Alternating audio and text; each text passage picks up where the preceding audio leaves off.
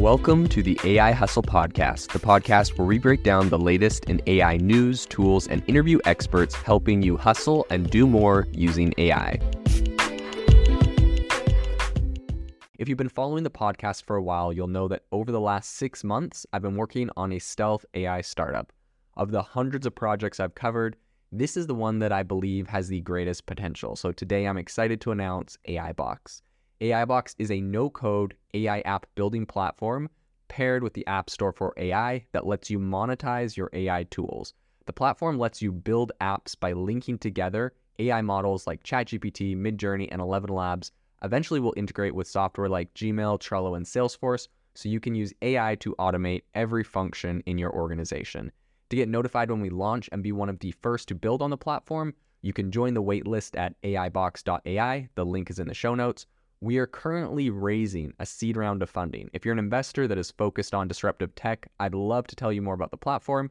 You can reach out to me at jaden@aibox.ai. I'll leave that email in the show notes. The first thing I want to talk about here, and I guess the really big headline, is that essentially this is a very remarkable advancement in the field of neurotechnology. So researchers from the University of California, San Francisco, the US or UCSF, and the University of California, Berkeley, along with a team from Stanford University, have developed separate yet transformative systems that allow individuals with speech impairment conditions to communicate. So these developments were all published in the scientific journal Nature, and I really think that these bring on a whole new era in the human-machine interface that could very drastically improve the quality of life for many, many people that are suffering from paralysis or conditions like Lou Gehrig's disease, ALS, and a lot of other ailments. And I think that AI is able to do some really incredible things here. So kind of going on the backstory about this one woman in particular,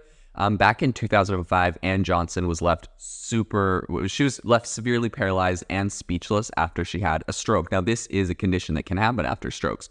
So despite the inability to vocalize, her brain continues to obviously generate language signals. So UCSF and Berkeley researchers implanted a device on the surface of her brain, specifically in the regions associated with speech and language. So the implant featured 253 electrodes that kind of just captured all of the brain signals, which were then transferred to a computer bank via a port and a cable installed on her head. AI algorithms then translate these signals into sentences articulated by a digital avatar, right? So they created like a digital avatar of her speaking, and just based off of the brain signals that they could pull and the AI decoding it, now they have this digital avatar of herself, which is talking. Absolutely incredible. So Dr. Edward Chang, who's the chair of neurological surgery at UCSF and is the author of the study in particular when it got published, expressed his he was super happy with the results, and he said, quote, "There's nothing that can convey how satisfying it is to see something like this actually work in real time." I mean, honestly, like, think about this. It had been 18 years since this stroke happened, so this is absolutely incredible. The technology essentially translated Johnson's brain signals into speech at a rate of nearly 80 words per minute, with a median accuracy of around 75 when using a vocabulary of 1,024 words. So to give the avatar a more kind of personalized touch, the system actually used a recording of her voice from her wedding and incorporated the facial movements and emotional expressions. So it was actually able to use her voice, right? So there's all sorts of technology. There's 11 Labs and all sorts of others that you can train an AI clone of your voice. And while a lot of people talk about like some of the downsides, they're like, oh no, well, what if hackers or bad actors train AI model on your voice and try to trick people that into over the phone to do things, right? Like there's all sorts of like bad use cases. This is an incredible use case. She was able to clone her voice and is able to speak again thanks to this technology. So in parallel, a Stanford University study showcased some really similar technology that helped Pat Bennett, that's a woman with ALS, and Bennett's system involved implanting 2 small sensors on her brain, so enabling a software program to decode signals and convert them into words on a computer screen. This technology achieved a rate of 62 words per minute and was about 91% accurate when Bennett used a 50-word vocabulary. So I will say the difference here is, of course, this one is a little bit slower, a little bit more accurate, but also I think it's probably the accuracy is just due to the fact that there's only 50 words in the vocabulary of this accurate one, whereas the other one had over 1,000 words. So, I mean, if it was me, I think going with the 75% accuracy on 1,000 words, in my opinion, would have been better than 90%, 91% accuracy on just 50 words. 50 words seems like not a lot, but maybe I just have a lot of words to express what I'm saying. So, I mean, it's up to everyone. But anyways, both of these are incredible technologies. Both systems, I think, mark a really significant advancement over previous attempts at similar technologies. So they had Francis Willett was the lead author of the Stanford study. And Francis said, "It is now possible to imagine a future where we could restore fluent conversation to someone with paralysis." So I will say, however, that these technologies aren't without limitations.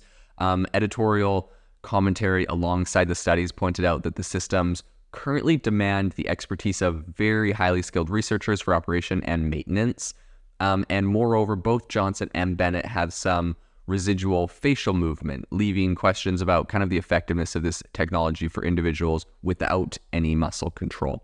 So Dr. Jamie Henderson, who is a neurosurgery professor at Stanford, acknowledged that essentially just acknowledged those constraints there, but also kind of emphasized the potential for ongoing improvements in here, right? I think we can see a lot of room for this to improve and grow. I think what's really cool here is seeing a lot of different research teams at different places working on the same technology and coming up with results, right? Albeit they're slightly different, right? Some of them have higher accuracy rates or higher word counts or all sorts of things.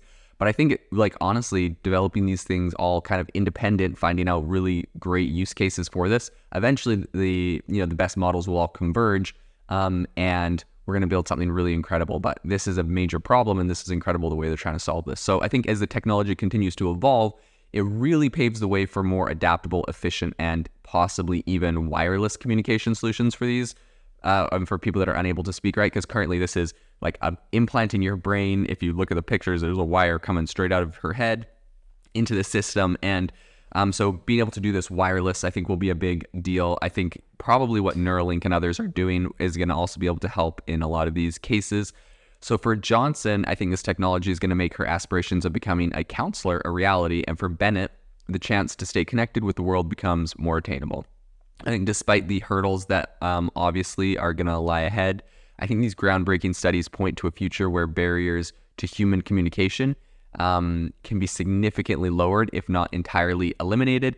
And this is something that is very, very exciting for me as I'm following this field. If you are looking for an innovative and creative community of people using ChatGPT, you need to join our ChatGPT creators community. I'll drop a link in the description to this podcast. We'd love to see you there, where we share tips and tricks of what is working in ChatGPT. It's a lot easier than a podcast, as you can see screenshots, you can share and comment on things that are currently working. So if this sounds interesting to you, check out the link in the comment. We'd love to have you in the community.